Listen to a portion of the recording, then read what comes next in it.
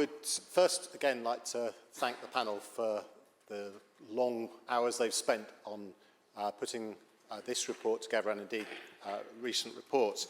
I think it's perhaps right just to say that while we didn't accept the increase last year that the panel recommended, we didn't reject what they were saying.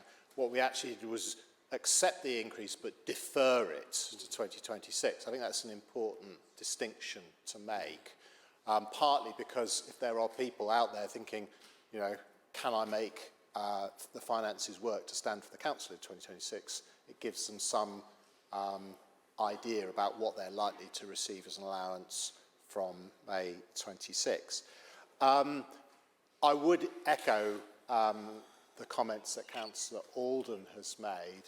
I think, the point made about it's important that the level of allowance doesn't discourage you from standing or make it difficult for people without an independent income or a pension to stand is very, very important for the future of this council.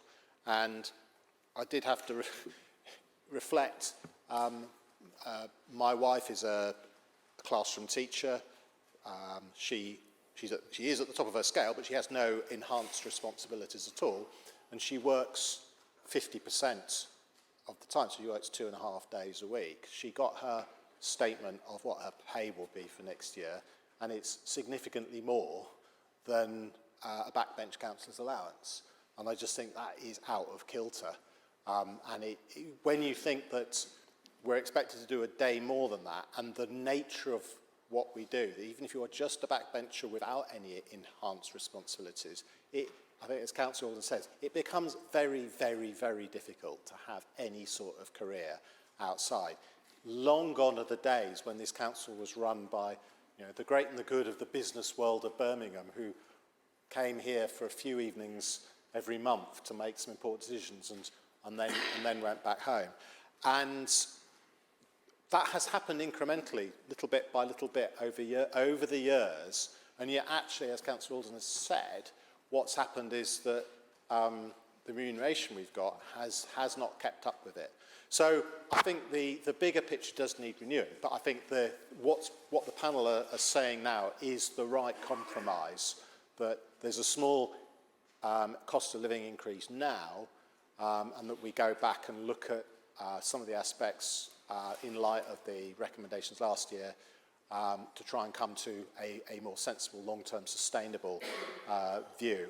And I think just you know, particularly in terms of Councillor Pritchard's comments, I think you know, we have to be very careful. There is a risk that there's always a reason not to accept the increase, and I think we have to, you know, the panel have made these comments, made these recommendations in light of the debate that we had last year, and I think then to reject it again would be wrong. I think we should accept what they've said and then do more work in terms of where we go from 2026. Thank you, Lord Mayor.